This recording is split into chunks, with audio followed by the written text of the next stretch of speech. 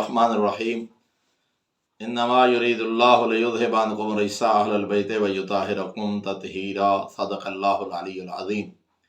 انتہائی محترم و معزز سامعین، سلسلہ گفتگو عظمت قرآن، اس گفتگو کو روک کے آج چونکہ یکم رجب المرجب ہے اور یہ وہ عزت و عظمت والا مہینہ ہے کہ اللہ نے جن 4 مہینوں کو حرمت والے مہینے قرار دیا، جن میں کفار کے ساتھ بھی جنگ و جدل کو منع قرار دیا، ان میں سے پہلا مہینہ رجب المرجب ہے۔ اور امام موسیٰ کاظم علیہ السلام ارشاد فرماتے ہیں کہ رجب جنت کی ایک نہر ہے اور اس کا پانی ان لوگوں کو نصیب ہوگا جو ماہ رجب میں روزہ رکھیں گے، اور خداوند عالم کی طرف سے ندا بلند ہوگی، این الرجبیون، کہاں ہیں ماہ رجب کا احترام کرنے والے اور اس میں روزہ رکھنے والے، اور اس نہر سے ان لوگوں کو سیراب کیا جائے گا۔ بعض علماء نے یہاں یہ بھی تعریف کیا کہ جو شخص 3 روزے رکھے، خصوصاً جمعرات، جمعہ کو اور ہفتہ کو اس مہینہ میں، اور بعض روایات میں 4 روزے، بعض روایات میں 7 روزے رکھے، وہ اس فضیلت کا حقدار ہوگا۔ اور یہ بھی فرمایا معصوم نے کہ اگر کوئی شخص روزہ نہ رکھ سکے تو روزانہ اگر وہ 100 مرتبہ تسبیحات 4 سبحان اللہ والحمد للہ ولا الہ الا اللہ واللہ اکبر کی تلاوت اگر ایک تسبیح پڑھے تو اس شخص کو اس دن کے روزہ کا ثواب حاصل ہوگا۔ اور اس مہینے کی عظمت کے لیے یہی کافی ہے کہ اس مہینہ کو امیر المؤمنین علیہ السلام کا مہینہ قرار دیا گیا۔ جس سلسلہ میں آج میں عرض کرنا چاہتا ہوں، اس ماہ مبارک کی ابتدا آسمان ولایت کے 5ویں چاند اور آفتاب آسمان عصمت کے 7ویں ماہتاب نے اپنے نور امامت کے ساتھ اور نور عصمت کے ساتھ اس کائنات کو منور فرمایا۔ میری مراد امام محمد باقر علیہ السلام۔ یکم رجب المرجب کثیر روایات کے مطابق صاحب دائرۃ المعارف فرید وحیدی نے لکھا، دلائل الامامہ میں ہے، اور بہت سارے مورخین نے لکھا کہ یکم رجب المرجب 57 ہجری جناب امام محمد باقر علیہ السلام نے اللہ کی اس کائنات کو اپنے نور امامت کے ساتھ منور فرمایا۔ اور یہ وہ عظمت والی ہستی ہیں کہ جن کو اللہ نے بیک وقت ہاشمی اور علوی بنا کے دنیا میں بھیجا۔ ننہال کے لئے آپ ہاشمی بھی ہیں، آپ علوی بھی ہیں، اور علماء فرماتے ہیں کہ یہ وہ ہستی ہیں کہ جن کا سلسلہ نسب ماں اور باپ دونوں کی طرف سے رسول خدا صلی اللہ علیہ وآلہ وسلم تک پہنچتا ہے۔ اگر باپ امام زین العابدین علیہ السلام ہیں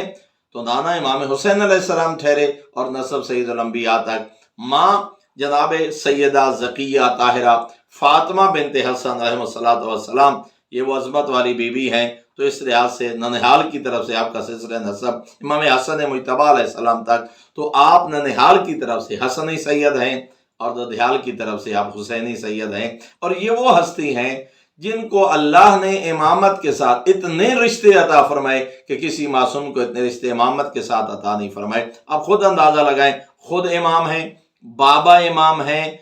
دادا امام ہیں، نانا امام ہیں، پردادا امام ہیں، بیٹا امام ہیں، پوتا امام ہیں، پڑپوتا امام ہیں، اتنے امامت کے رشتے اللہ نے اس ہستی کو عطا فرمائے۔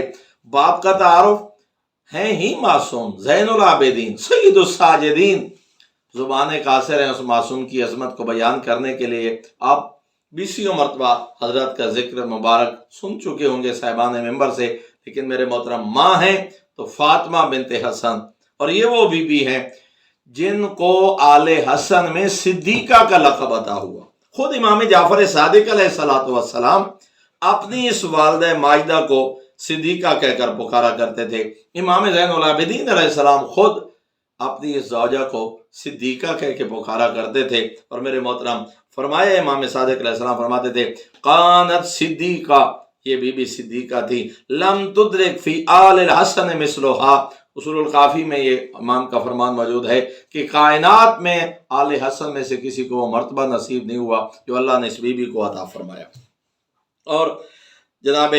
امام محمد باقر علیہ السلام یہی 7ویں دن آپ کے سر کے بال اتارے گئے، ان کے وزن کے برابر چاند کی راہ خدا میں صدقہ کی گئی، جانور ذبح کر کے فقراء اور مساکین میں اس کو تقسیم کیا گیا۔ اور یہ وہ ہستی ہیں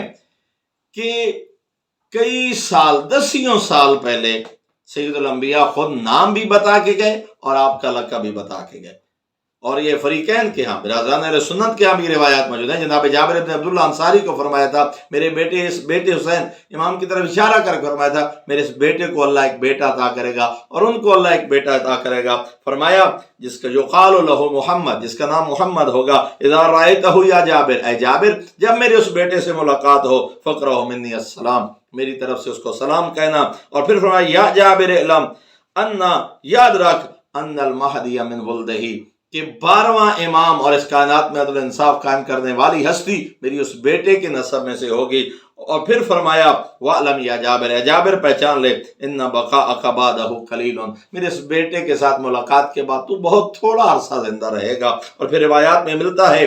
کہ حضرت سے جب ملاقات ہوئی تو کہا تھا ان رسول اللہ یقرؤک السلام، اے مولا تجھے تو تمہارے نانا سید الانبیاء نے سلام پیش کیے تھے۔ جناب یہ وہ ہستی ہیں اور یہ امام ہیں جن کی ایک ہی کنیت ہے ابو جعفر، اور یہ اتنی عظمت والی کیونکہ بیٹے جعفر صادق ہیں تو آپ کی کنیت جو ہے وہ